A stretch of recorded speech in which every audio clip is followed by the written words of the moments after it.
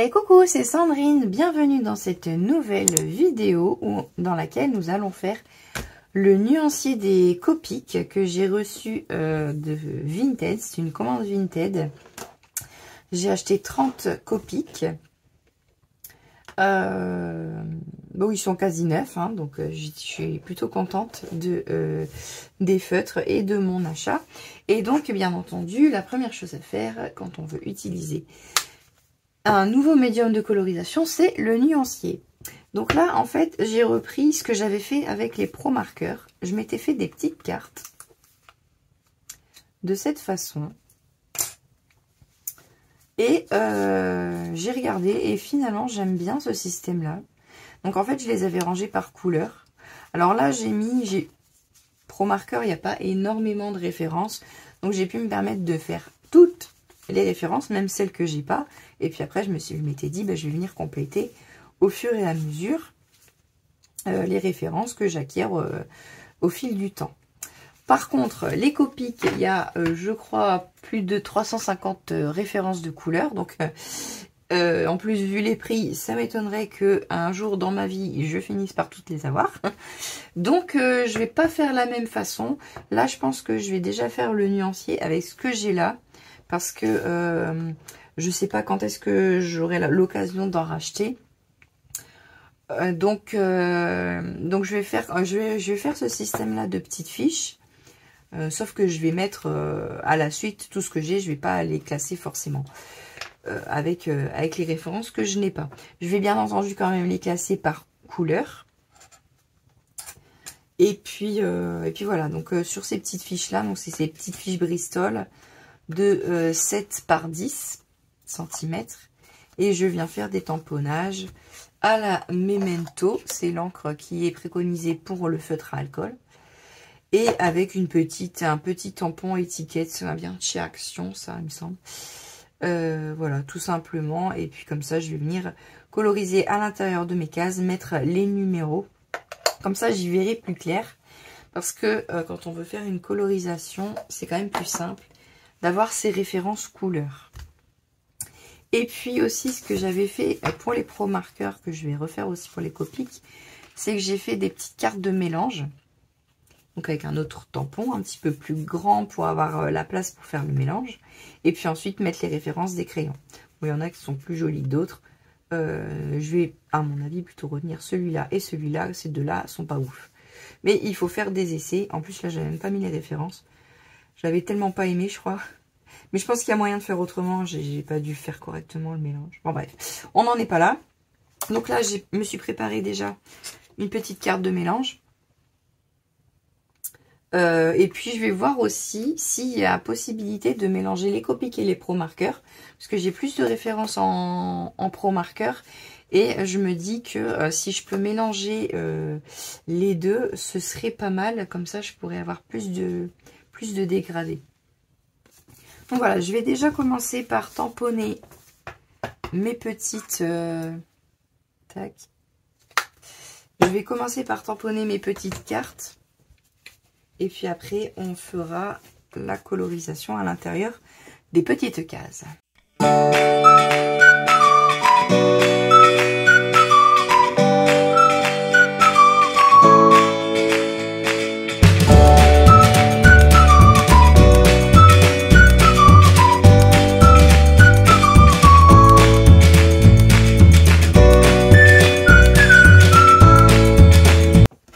Donc j'ai préparé 3 cartes, vu que j'ai 30 crayons et que je mets 12 cases par carte. Bien que, en fait, on va compter 29 crayons, puisqu'il y a le blender qui ne compte pas dans les couleurs. Tac. On va laisser un petit peu sécher. Alors, un truc que je voulais vous dire, oui, c'est que avec les marqueurs à alcool, peu importe lesquels, on ne peut pas faire du recto verso, puisque le feutre à alcool va toujours passer à travers la carte.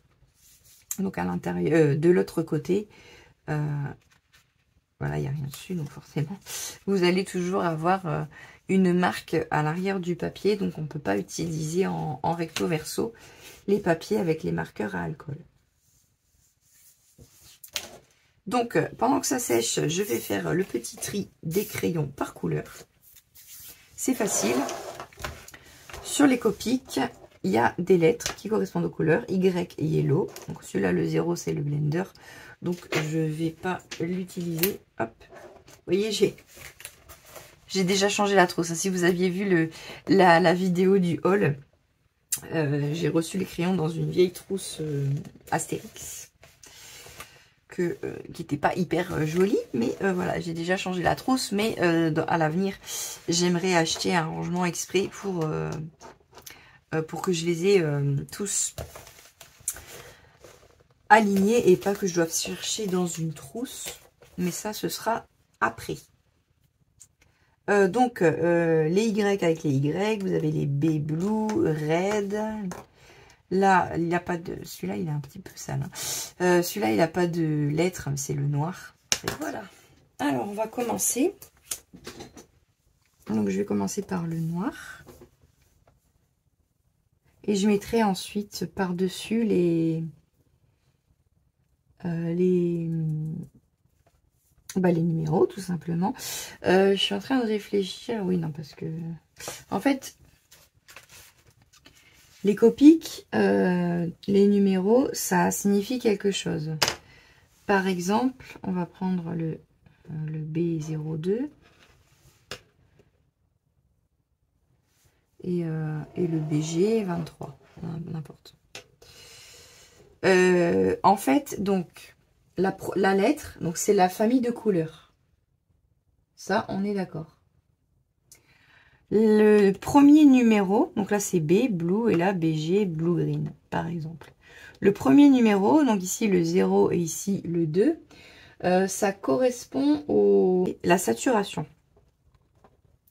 C'est-à-dire que plus le chiffre est élevé, plus c'est saturé, et plus le chiffre est bas, plus c'est désaturé. La couleur, hein, je parle bien sûr.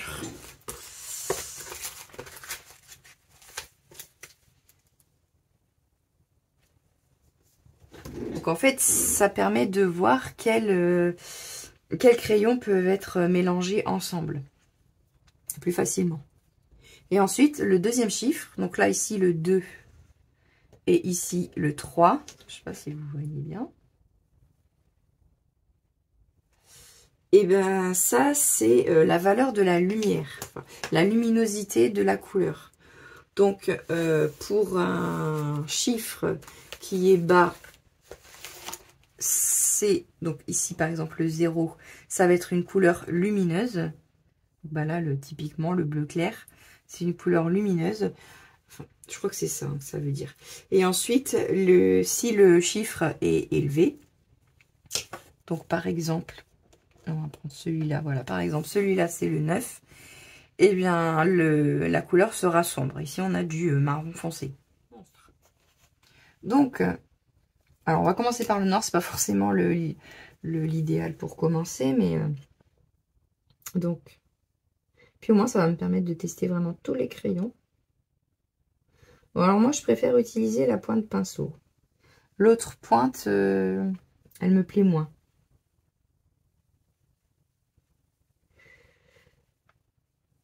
Alors je fais toujours 3 couches. Même là le noir c'est peut-être pas nécessaire, mais quand même, je fais toujours 3 couches. Je vais vous montrer l'autre pointe. C'est la pointe comme ça. Ceux-là, c'est plus ceux qui font des mangas qui l'utilisent, je pense. Enfin, il faut vraiment faire des aplats de couleurs, je pense. Mais celle-là, j'aime pas trop l'utiliser. Je vais les remettre là. Comme ça, je pourrais noter les numéros. Pas me tromper d'ordre. Donc, le C7. Oui, j'ai décidé de les faire à l'envers, du coup.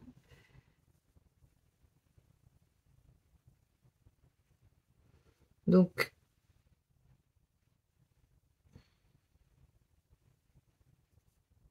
voilà.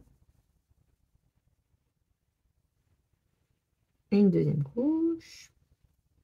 On voit que la couleur fonce aussi, mais c'est surtout, enfin là c'est des couleurs foncées donc ça se voit pas trop, mais c'est pour éviter les traces et faire vraiment un bel aplat de couleurs.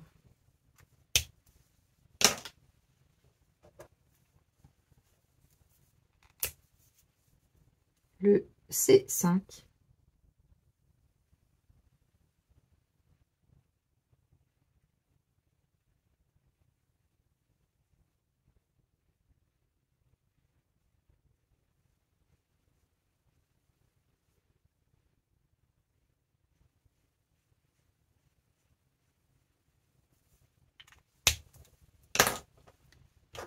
Puis le C1.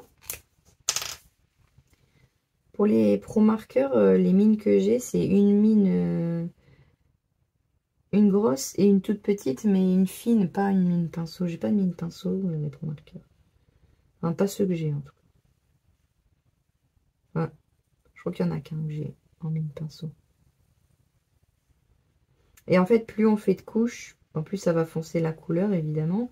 Et moins il y aura de traces et plus ça fera un rendu beaucoup plus net et plus lisse. Par contre, il ne faut pas en faire non plus 35 couches parce que déjà vous allez utiliser l'encre de votre crayon. Et en plus au bout d'un moment le papier il va dire stop.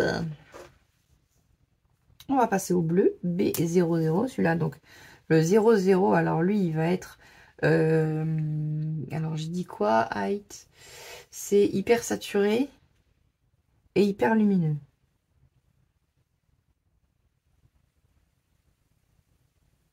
Là, vous voyez avec l'éclair, on voit une première couche, on a des traces.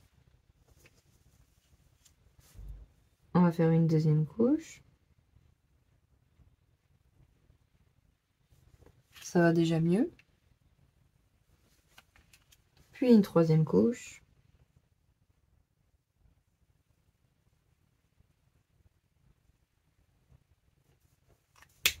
Mais là, on est quand même plutôt bien.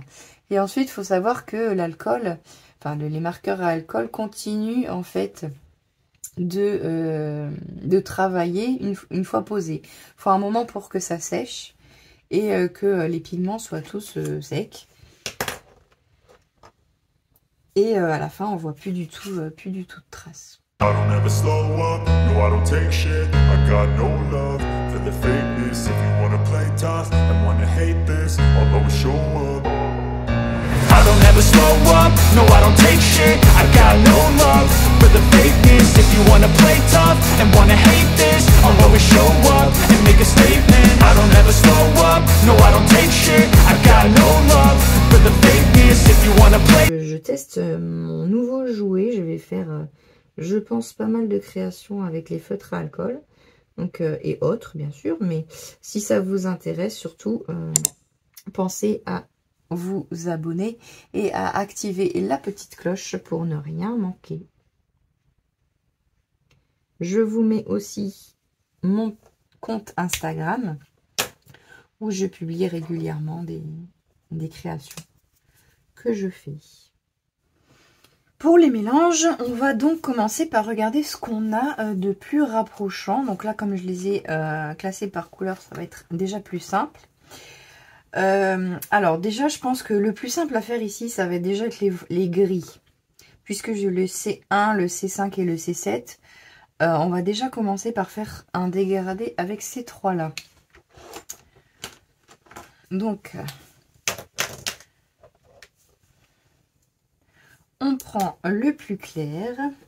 Et alors moi ce que je fais, évidemment une méthode n'est pas une autre. Hein. Après vous allez voir différentes méthodes selon les personnes qui les utilisent. Donc moi en fait ce que je fais c'est que je commence à faire le plus clair sur toute la surface du motif. Et en fait comme si je faisais le nuancier là, tout simplement. Voilà, je repasse jusqu'à ce que j'ai plus de traces. Et je dois avoir un petit truc ici.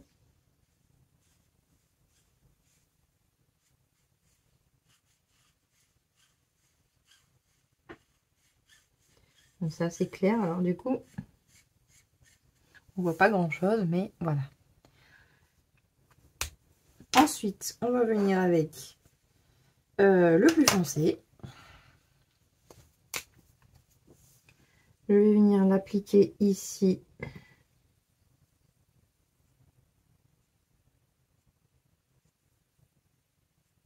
Sur le bord.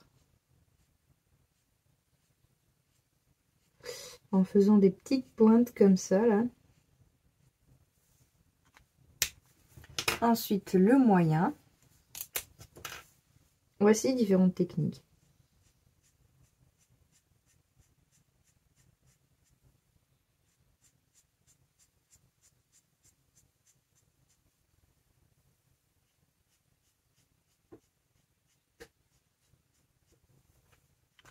Et ensuite, on revient avec le plus clair.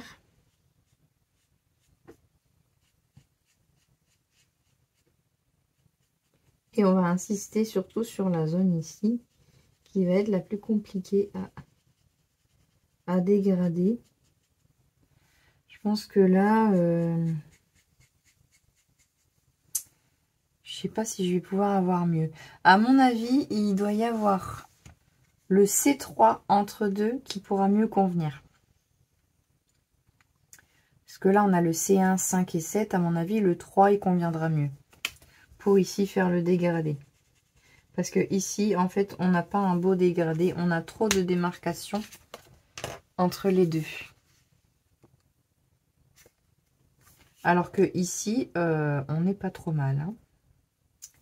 Entre le C7 et le C5, on n'est pas trop mal. Ici, on n'a pas de démarcation, alors qu'ici, on en a. Donc, à mon avis, ici, le C1, il est trop clair par rapport au 5. C'est pour ça que ça nous fait une grosse démarcation. Alors, je vais noter ce que j'ai utilisé. Le 7, le 5 et le 1. Comme ça, on peut voir que les chiffres ont quand même leur importance dans le dégradé, en vérité. Donc, le noir, je ne vais pas faire de dégradé avec. Je vais tout de suite les ranger au fur et à mesure. On va essayer de faire un bleu. Donc là, dans les B, on a le B00, 02, 05, mais il y a quand même pas mal de différences entre chaque aussi, j'ai l'impression. Peut-être partir avec un BG 01, parce qu'on peut prendre la couleur, une autre couleur rapprochante, à partir du moment où on a à peu près les mêmes numéros. Donc peut-être en prenant le B00 en couleur la plus claire, le BG01 en intermédiaire et le B02 en couleur la plus foncée. On va essayer ça.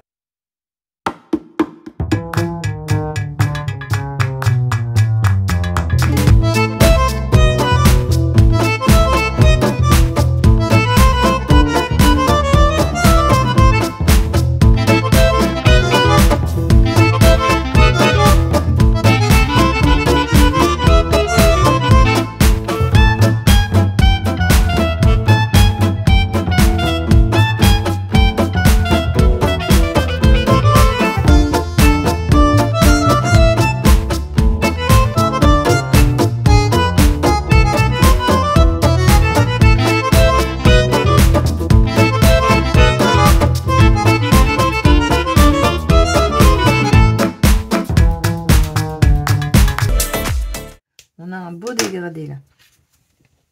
Oups, vous êtes là. On a un beau dégradé de bleu.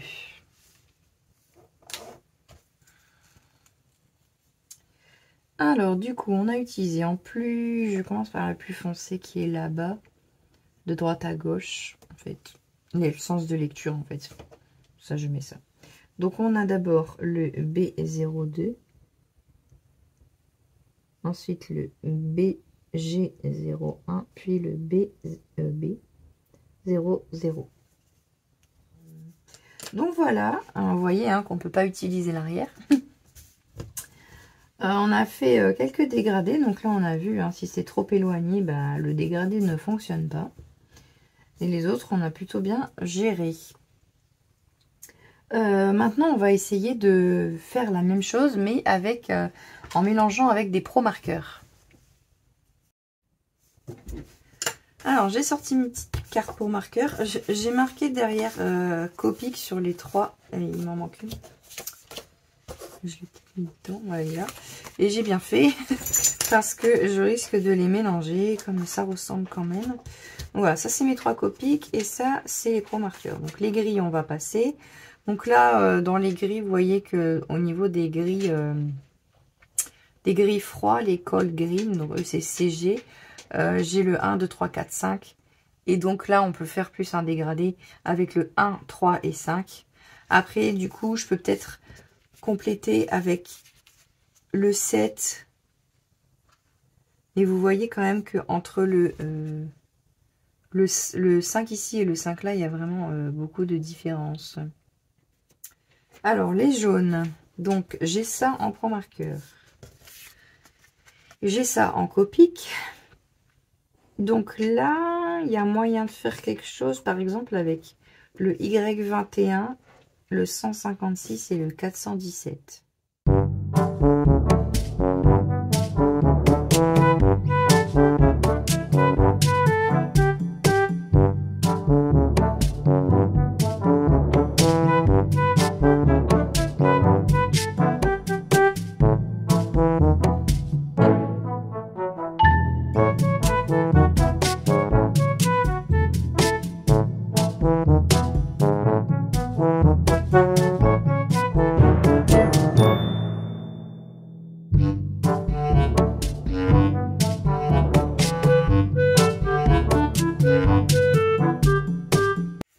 Ouais, bah ça me fait un beau dégradé de jaune, un peu jaune sable, c'est joli. Alors le dégradé est vraiment très léger du coup, mais il y a quand même une différence.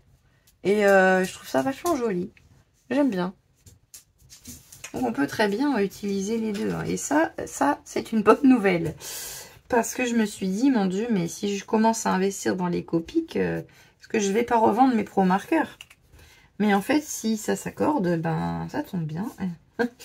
Je vais pouvoir garder les Pro Marqueurs. Ce serait quand même dommage de les revendre. Donc j'ai utilisé le Y21. Mais par contre, j'ai marqué Copic ici parce que, enfin, un C pour Copic et un P pour Pro Marqueur. Sinon, je vais plus savoir. Donc le Y156 en Pro Marqueur et le Y417 en Pro Marqueur. Bon voilà, il y a plein de choses à essayer de toute façon. Il y a plein de choses à tester. J'ai pas encore non plus ce qui est tout ce qui est couleur peau. Donc ça aussi, faut que je me renseigne. Je sais que Copic, ils sortent carrément des pochettes. Il y a des pochettes couleur peau. Et vous avez, je crois, une pochette couleur peau claire. Une pochette couleur peau foncée. Et vous avez une plus grosse pochette avec tous les types de peau. De couleurs de peau. Mais bon, voilà, c'est un certain budget. Donc voilà. Et ben écoutez, je suis plutôt satisfaite. Je suis contente qu'on puisse mélanger les deux. J'en doutais peu, mais quand même, je voulais tester. C'est chose faite. Et puis, bah maintenant, je vais m'amuser à faire des décolorisations. Et puis, surtout, n'hésitez pas à aller voir sur Instagram. Je pense que je posterai les colorisations que je fais. Non, ce n'est pas je pense, et je suis sûre. Sur mon compte Instagram. Voilà, et ben moi, je vous dis à bientôt dans une nouvelle vidéo. Salut!